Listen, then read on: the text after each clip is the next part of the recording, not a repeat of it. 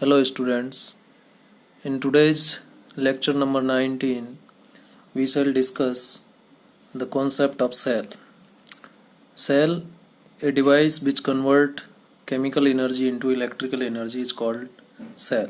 सब जानते हैं सेल जो कि केमिकल एनर्जी को किस में बदलता है, इलेक्ट्रिकल एनर्जी में, उसे हम सेल कहते हैं।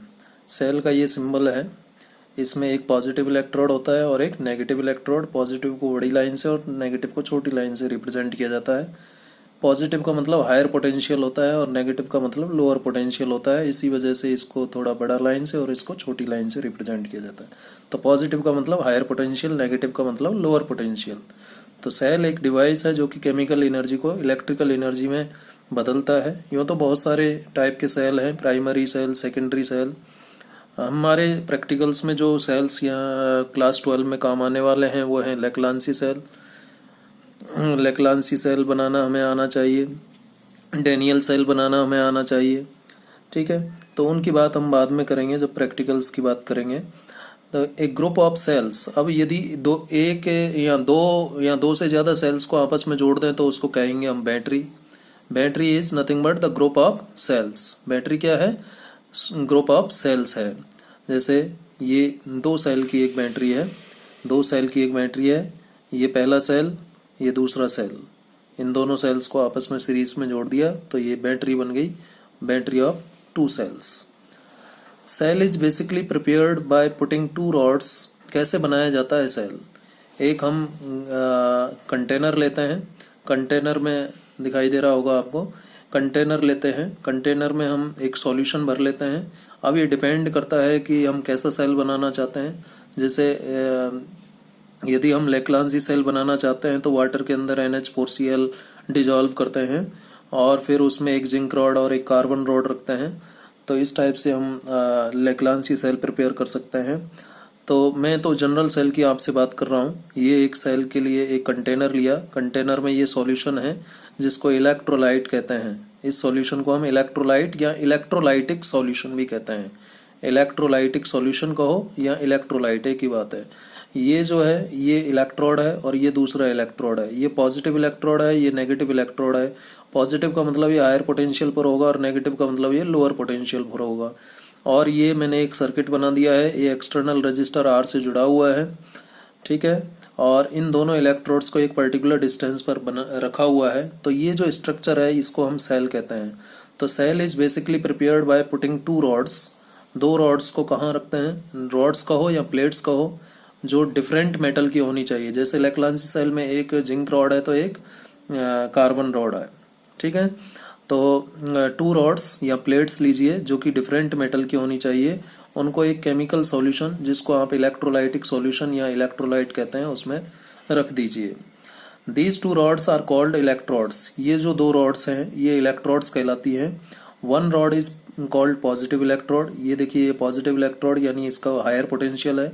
And other rod is called negative electrode. ये नेगेटिव इलेक्ट्रोड यानी इसका लोअर पोटेंशियल है।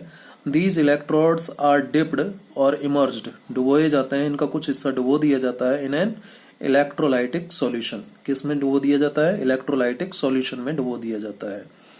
आगे बात करते हैं। when the terminal of a cell are connected by a wire of resistance R। हमने इस सेल में क्या कर दिया है? एक वायर लिया है जिसका रेजिस्टेंस R है। इस वायर से देखिए इस सेल के दोनों टर्मिनल्स को, पॉजिटिव और नेगेटिव को, इस वायर जिसका रेजिस्टेंस R है के दोनों एंड से जोड़ा गया है। तो जैसे इस वायर को जिसका रेजिस्टेंस R है इस सेल के दोनों इलेक्ट्रोड से जोड़ेंगे जो कि हायर और लोअर पोटेंशियल पर हैं, तो इस वायर के दोनों एंड्स के बीच क्या आ जाएगा? पोटेंशियल डिफरेंस आ जाएगा। और उस वजह से जैसे ही सर्किट कंप्लीट होगा इसमें करंट फ्लो होना शुरू हो जाएगा। और कितना करंट फ्लो हो रहा है? I करंट फ्लो हो रहा है। अब देखिए यदि हम बाहर की बात करें, सेल के बाहर जो करंट जा रहा है वो हायर पोटेंशियल से लोअर पोटेंशियल पर जा रहा है, यानी P से N की तरफ जा रहा है। P पॉजिटिव इलेक्ट्रोड यानी हायर पोटेंशियल और N नेगेटिव इलेक्ट्रोड यानी लोअर पोटेंशियल। तो यदि हम सेल के बाहर की बात करें तो सेल के बाहर जो करंट है वो P से N की तरफ है, राइट। P से N की तरफ है, C टू P से C, C से D, D से N, इस तरीके से करंट फ्लो हो रहा है सेल के बाहर। लेकिन सेल के अंदर की बात करें तो इलेक्ट्रोलाइटिक सॉल्यूशन के अंदर जो करंट है इसके अपोजिट डायरेक्शन में होता है। सेल के बाहर कैसे था, P से N की तरफ था, लेकिन अंदर N से P की तरफ होगा, अंदर N से P की तरफ होता है इलेक्ट्रिक करंट। क्लियर है? सेल के बाहर P से N की तरफ है तो अंदर N से P की तरफ है, इसलिए हम अंदर वाले करंट को -I ले लेते हैं और बाहर वाले करंट को +I लेते हैं। तो आगे जब हम बात करेंगे इंटरनल रेजिस्टेंस की, तो इंटरनल रेजिस्टेंस के केस में ये जो इलेक्ट्रोलाइटिक सॉल्यूशन है, इलेक्ट्रोलाइटिक सॉल्यूशन के कारण जितना पोटेंशियल ड्रॉप होगा उसको -R लेंगे। ठीक है, तो देखिए मैं यहाँ पर आपको बताना चाह रहा हूँ कि सेल के बाहर जो करंट है वो P से N की तरफ है और सेल के अंदर यानी सॉल्यूशन के अंदर जो करंट है वो N से P की तरफ है, अपोजिट होता है। देखिए यही मैंने लिखा हुआ है, when the terminals of a cell are connected by a wire of resistance R, an electric current I flows in the wire from positive terminal of the cell that is high potential to negative terminal of the cell that is low potential। यही हुआ। But inside the cell, लेकिन cell के अंदर क्या हो रहा है, that is in electrolytic solution. Cell के अंदर की मतलब हम कहाँ की बात कर रहे हैं, सॉल्यूशन के अंदर की बात कर रहे हैं। Positive ions flows from low potential to high potential. Positive ions कहाँ से कहाँ जाएंगे, लो पोटेंशियल से हाई पोटेंशियल पर जाएंगे। ये देखिए पॉजिटिव आयंस यहाँ से यहाँ जाएंगे और इस पर पॉजिटिव चार्ज एक्यूमुलेट हो जाएगा, और जो नेगेटिव आयंस हैं वो इस तरफ जाएंगे और यहाँ पर नेगेटिव चार्ज एक्यूमुलेट हो जाएगा। ठीक है, so positive ions flows from low potential to high potential inside the electrolytic solution and negative ions from high potential to low potential। और जो नेगेटिव आयंस हैं, नेगेटिव आयंस कहाँ जाएंगे, हाई पोटेंशियल से लो पोटेंशियल की तरफ। इधर तो जाएंगे नेगेटिव आयंस, इधर तो कौन जाएगा, नेगेटिव आयन, और इधर कौन जाएगा, पॉजिटिव आयन। लो से हाई पर जाएगा पॉजिटिव आयन और हाई पोटेंशियल से लो पोटेंशियल पर जाएगा नेगेटिव आयन। ठीक है, against the background of other ions और न्यूट्रल एटम्स ऑफ इलेक्ट्रोलाइट। सो अब यहाँ पर देखिए क्या हो रहा है भाई, ये पॉजिटिव आयंस तो कहाँ से कहाँ जा रहे हैं, लो पोटेंशियल से हाई पोटेंशियल पर जा रहे हैं, और जो नेगेटिव आयंस हैं वो हाई पोटेंशियल से लो पोटेंशियल पर जा रहे हैं। तो यहाँ पर इसका मतलब ये हुआ कि ये जो इलेक्ट्रोलाइट है इन आयंस के फ्लो में क्या रेजिस्टेंस पैदा कर रहा है, क्या पैदा कर रहा है, रेजिस्टेंस फॉर द फ्लो। ठीक है, तो जब रेजिस्टेंस पैदा होगा इसका मतलब क्या हुआ, ये जो सॉल्यूशन है वो एक रेजिस्टेंस ऑफर कर रहा है, और इस सॉल्यूशन के द्वारा जो रेजिस्टेंस ऑफर होता है उसे हम नाम देते हैं क्या, इंटरनल रेजिस्टेंस। तो मैं यही बात करूँगा, जो सेल के अंदर इलेक्ट्रोलाइटिक सॉल्यूशन ने रेजिस्टेंस ऑफर किया करंट के लिए उसे हम सेल का इंटरनल रेजिस्टेंस कहते हैं, और इसे स्मॉल r से रिप्रेजेंट करते हैं। Small r is the internal resistance of the cell and it is the resistance offered by electrolyte and electrodes of a cell. कौन कौन ऑफर करता है, जो सॉल्यूशन है वो ऑफर करेगा जिसको हम इलेक्ट्रोलाइट कह रहे हैं, और कौन ऑफर करेगा, इलेक्ट्रोड्स, जो किस नेचर के इलेक्ट्रोड्स आपने सेल में रखे हुए हैं, किस नेचर का इलेक्ट्रोलाइट है, इन सब पैरामीटर्स पर ये इंटरनल रेजिस्टेंस डिपेंड करता है। लेकिन ये कब होगा, it is the resistance offered by electrolyte and electrodes of a cell when cell is in use. जब सेल का यूज हो रहा है, इसका मतलब सेल से करंट ड्रॉ हो रहा है, जब सेल से करंट ड्रॉ हो रहा है, when electric current flows through electrolyte और current is drawn from the cell, तब ऐसा होगा। ठीक है, so internal resistance of the cell may be defined as the resistance offered by electrolytic solution or electrolyte and electrodes of a cell। Cell के electrode और electrolytic solution या electrolyte के द्वारा जो रेजिस्टेंस ऑफर होता है करंट के flow में उसे हम सेल का इंटरनल रेजिस्टेंस कहते हैं, और इसे स्मॉल r से रिप्रेजेंट करते हैं सेल के इंटरनल रेजिस्टेंस को, और इसका यूनिट वही होता है ओम, जो एक्सटर्नल रेजिस्टेंस का होता है। ठीक है, नाउ इंटरनल रेजिस्टेंस देखिए इंपॉर्टेंट पॉइंट है। जब हम किसी सेल को फ्रेशली प्रिपेयर करेंगे, जैसे लेक्लांसी सेल मैंने अभी बनाया, एक कंटेनर लिया, उसमें वाटर फिल किया आधे से ज़्यादा, और फिर उसमें NH4Cl डिजॉल्व किया। ठीक है, तो जब फ्रेशली प्रिपेयर्ड सेल होते हैं उनका इंटरनल रेजिस्टेंस क्या होता है, बहुत कम होता है। फ्रेशली या न्यूली प्रिपेयर्ड सेल, जिन सेल्स को हमने अभी तुरंत प्रिपेयर किया है, उसका जो इंटरनल रेजिस्टेंस है वो काफ़ी कम होता है। लेकिन जैसे जैसे हम उस सेल का यूज करेंगे, जैसे जैसे सेल यूज होगा, ज़्यादा से ज़्यादा जितना ज़्यादा हम यूज करेंगे सेल को, उसका इंटरनल रेजिस्टेंस उतना ही बढ़ता चला जाएगा। ठीक है। तो सेल जैसे जैसे पुराना होगा, जितना हम उसका यूज करेंगे उसका इंटरनल रेजिस्टेंस बढ़ जाएगा। यानी जो फ्रेशली प्रिपेयर्ड सेल है, न्यूली प्रिपेयर्ड सेल है, उसका इंटरनल रेजिस्टेंस कम होता है। अब देखिए, अब मैं बात करना चाह रहा हूँ कि dependence of internal resistance of a cell, यानी सेल का इंटरनल रेजिस्टेंस किन पैरामीटर्स पर डिपेंड करता है, ये बात मैं अभी करना चाह रहा हूँ। तो भाई सेल के अंदर कौन है, सॉल्यूशन है, इलेक्ट्रोलाइटिक सॉल्यूशन है, तो किस नेचर का है, मैंने पानी के अंदर NH4Cl डाला है या पानी के अंदर CuSO4 डाला है, तो नेचर ऑफ इलेक्ट्रोलाइटिक सॉल्यूशन के अकॉर्डिंग उस सॉल्यूशन का इंटरनल रेजिस्टेंस होगा। तो नेचर ऑफ इलेक्ट्रोलाइट पर डिपेंड करता है, इलेक्ट्रोलाइट को हम इलेक्ट्रोलाइटिक सॉल्यूशन भी कहते हैं। तो नेचर क्या है, यानी उसका केमिकल कंपोजिशन क्या है, उसकी नेचर पर डिपेंड करेगा। अलग अलग नेचर के इलेक्ट्रोलाइट का इंटरनल रेजिस्टेंस अलग अलग होगा। तो ध्यान रखिएगा, नेचर ऑफ इलेक्ट्रोलाइट पर internal resistance of a cell depend करता है। दूसरा, कंसंट्रेशन क्या है, भैया आपने वाटर में कितना CuSO4 डाला है या वाटर में कितना NH4Cl डाला है, कितना अमाउंट में डाला है, यानी उसकी कंसंट्रेशन क्या है। तो कंसंट्रेशन के तो इंटरनल रेजिस्टेंस डायरेक्टली प्रोपोर्शनल होता है। तो हाई कंसंट्रेशन का है तो इंटरनल रेजिस्टेंस हाई होगा, लार्ज होगा, ज्यादा होगा। यदि लो कंसंट्रेशन का इलेक्ट्रोलाइटिक सॉल्यूशन है तो लो इंटरनल रेजिस्टेंस होगा, ध्यान रखिएगा। तो कंसंट्रेशन ऑफ इलेक्ट्रोलाइट के डायरेक्टली प्रोपोर्शनल होता है कौन, इंटरनल रेजिस्टेंस।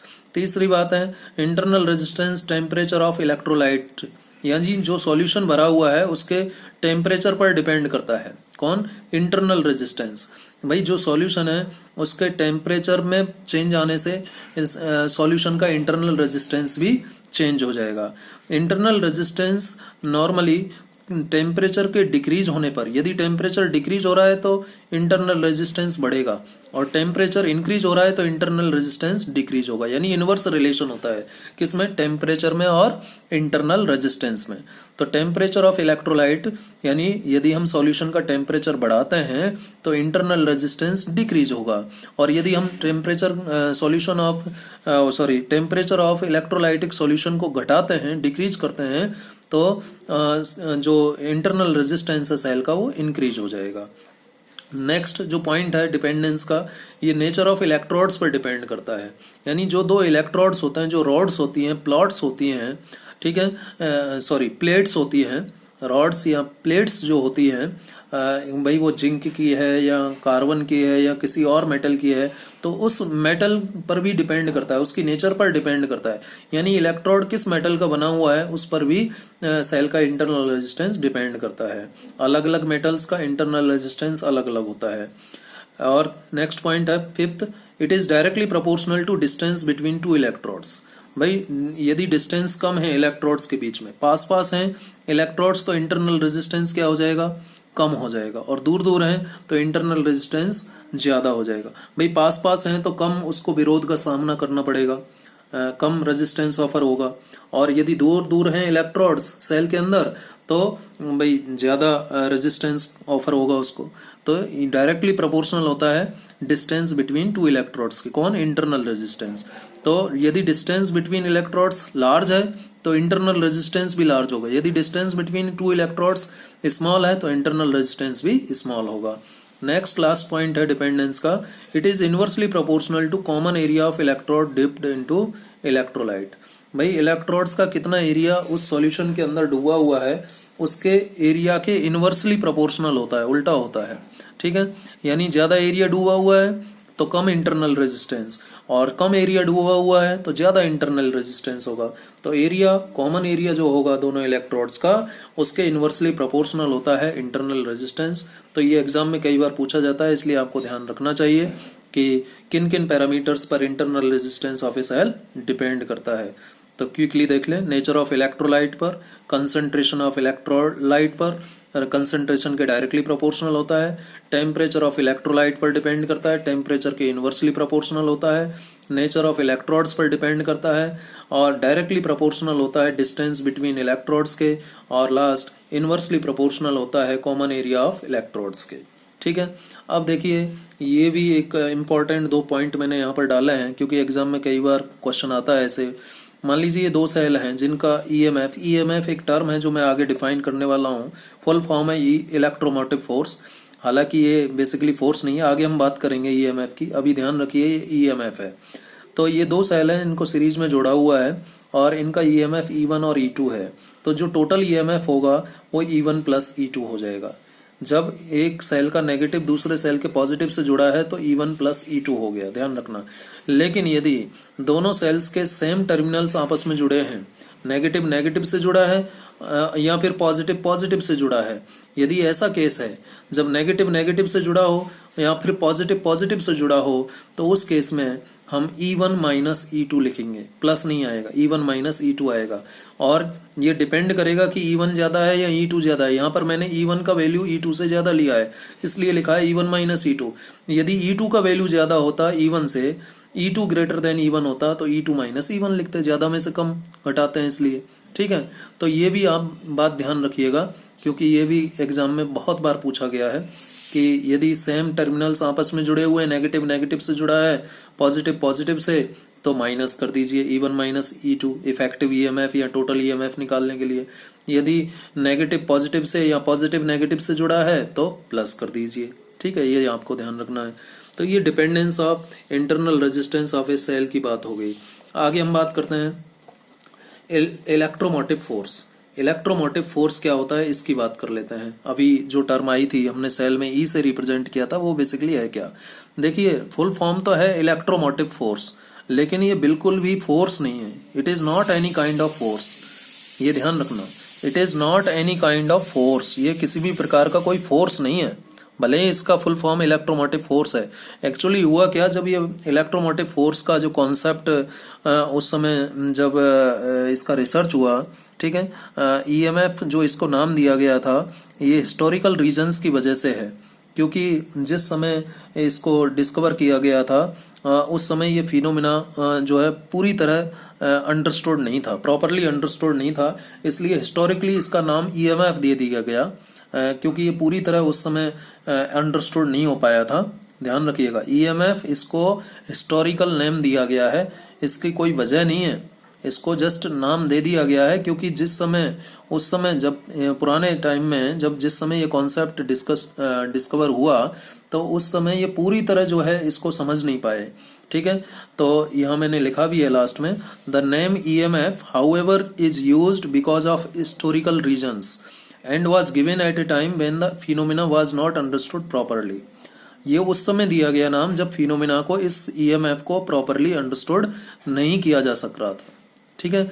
तो उस समय जब इसको पूरी तरह नहीं समझा जा सका था, उस समय इसको ईएमएफ नाम दे दिया गया था, लेकिन ये किसी भी प्रकार का फोर्स नहीं है, ध्यान रखना। ये फिर है क्या ये?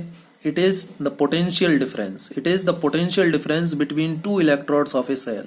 मैंने आपको सेल के बारे में बताया था, ऐसा एक सेल था और इसके ये दो इलेक्ट्रोड थे। इन दोनों इलेक्ट्रोड, इस इलेक्ट्रोड मान लीजिए पॉजिटिव है और ये नेगेटिव इलेक्ट्रोड है, तो पॉजिटिव का V1 पोटेंशियल है और नेगेटिव का V2, तो इन दोनों के बीच जो पोटेंशियल डिफरेंस होगा वो V1 माइनस V2 होगा, राइट। तो ये पोटेंशियल डिफरेंस है टू इलेक्ट्रोड्स के बीच। कब? जब इस सेल से कोई करंट ड्रॉ नहीं हो रहा है, when no current is drawn from the cell. इसका मतलब क्या हुआ?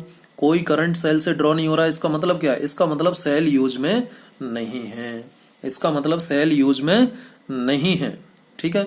जब सेल का यूज नहीं हो रहा है, यानी सेल से कोई भी करंट ड्रॉ नहीं किया जा रहा है, कोई भी करंट नहीं लिया जा रहा है, तो उस समय सेल के दोनों इलेक्ट्रोड्स के बीच का जो पोटेंशियल डिफरेंस है उसे हम इलेक्ट्रोमोटिव फोर्स कहते हैं।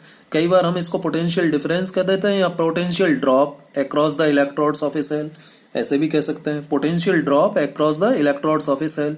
या फिर ज्यादा अच्छे तरीके से समझना है तो potential difference between the two electrodes of a cell when no current is drawn from the cell, that is when cell is not in use. जब सेल यूज में नहीं है, यानी सेल से कोई करंट ड्रॉ नहीं हो रहा है, तो उस समय जो पोटेंशियल डिफरेंस होगा दोनों इलेक्ट्रोड के बीच में, वो इलेक्ट्रोमोटिव फोर्स कहलाएगा। इसको कैपिटल ई या स्मॉल ई से रिप्रेजेंट किया जाता है, शॉर्ट में इसको ईएमएफ लिख दिया जाता है। कैपिटल में ईएमएफ लिखिए या स्मॉल में ईएमएफ लिखिए, शॉर्ट में इसको इस तरीके से लिखा जाता है। इसका सिंबल है कैपिटल ई या स्मॉल ई और यूनिट तो वही रहेगा वोल्ट, क्योंकि ये पोटेंशियल डिफरेंस है।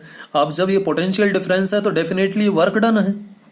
भाई पोटेंशियल को हमने पहले डिफाइन कर रखा है, potential is work done upon charge, potential is work done upon charge. तो जब ईएमएफ पोटेंशियल डिफरेंस है तो डेफिनेटली वर्क डन भी होगा in carrying a unit positive charge. ठीक है, तो यही लिखा है मैंने, it is not any kind of force, ये किसी भी प्रकार का फोर्स नहीं है, it is work done per unit charge. क्या है ये? वर्क डन है per unit charge. So it is a potential difference not a force, ये पोटेंशियल डिफरेंस है, फोर्स नहीं है, ध्यान रखना। सो electromotive force is not a force of any kind, it is the potential difference between the two electrodes of a cell when cell is not in use, when no current is drawn from the cell। ध्यान रखिएगा, जैसे मैंने यहाँ पर example लिया है, ये एक सेल लिया है जिसका ईएमएफ ये है, इसका पॉजिटिव इलेक्ट्रोड नेगेटिव इलेक्ट्रोड और ये इंटरनल रेजिस्टेंस इसका है। अब इसको मैं दो तरीके से रिप्रेजेंट कर सकता हूँ, एक तो मैंने ये बना ही रखा है और एक अब मैं बना रहा हूँ। तो इंटरनल रेजिस्टेंस को हम ऐसे भी ड्रॉ कर सकते हैं कई जगह, लेकिन इस तरीके से भी इसको बना सकता हूँ, ये आर, और इंटरनल रेजिस्टेंस को मैं यहाँ भी बना सकता हूँ या ऐसे भी दिखा सकता हूँ। तो ये एक पूरा सेल हो जाएगा, ध्यान रखना। ई और आर क्या है? सेल का इंटरनल रेजिस्टेंस। इसको ऐसे बनाओ या ऐसे बनाओ, एक ही बात है। ठीक है, अब देखिए इसमें की ओपन है, की ओपन है इसका मतलब सर्किट कंप्लीट नहीं है, यानी इसमें करंट फ्लो नहीं होगा, यानी इस सेल से कोई करंट ड्रॉ नहीं हो रहा है, यानी आई का वैल्यू 0 है। तो इस केस में इस सेल के दोनों टर्मिनल, पॉजिटिव और नेगेटिव टर्मिनल के बीच में, इलेक्ट्रोड्स के बीच में जो पोटेंशियल डिफरेंस होगा वो इसका ईएमएफ कहलाएगा। ठीक है, अब हम बात करते हैं टर्मिनल पोटेंशियल डिफरेंस की। एक टर्म आ गया टर्मिनल पोटेंशियल डिफरेंस, ये क्या होता है? Terminal potential difference, it is also the potential difference or potential drop across the electrodes of a cell when current is being drawn from the cell। अब पहले EMF जब था तो कोई करंट ड्रॉ नहीं हो रहा था, सेल यूज में नहीं था, लेकिन टर्मिनल पोटेंशियल डिफरेंस उस समय डिफाइन होगा, उस समय का पोटेंशियल डिफरेंस है दोनों इलेक्ट्रोड्स के बीच। ये भी दोनों इलेक्ट्रोड्स के बीच का पोटेंशियल डिफरेंस है, ईएमएफ भी दोनों इलेक्ट्रोड्स के बीच पोटेंशियल डिफरेंस था, लेकिन ईएमएफ दोनों इलेक्ट्रोड्स के बीच पोटेंशियल डिफरेंस था जब सेल यूज में नहीं आ रहा था, यानी सेल से कोई करंट ड्रॉ नहीं हो रहा था। लेकिन टर्मिनल पोटेंशियल डिफरेंस वो पोटेंशियल डिफरेंस है दोनों इलेक्ट्रोड्स के बीच जब सेल यूज में आ रहा है, when cell is in use, when current is being drawn from the cell, यानी सर्किट क्लोज है और सर्किट में करंट फ्लो हो रहा है, तो इस सेल से करंट ड्रॉ किया जा रहा है, यानी आई का वैल्यू 0 नहीं है, तो उस समय इस सेल के अक्रॉस जो पोटेंशियल डिफरेंस होगा वो टर्मिनल पोटेंशियल डिफरेंस कहलाएगा। ठीक है, वो टर्मिनल पोटेंशियल डिफरेंस कहलाएगा। ठीक है, तो टर्मिनल पोटेंशियल डिफरेंस का यूनिट भी क्या होता है? वोल्ट होता है। टर्मिनल पोटेंशियल डिफरेंस का यूनिट भी क्या होगा? वोल्ट होगा, क्योंकि ये भी क्या है? पोटेंशियल डिफरेंस है। ठीक है, ये भी क्या है?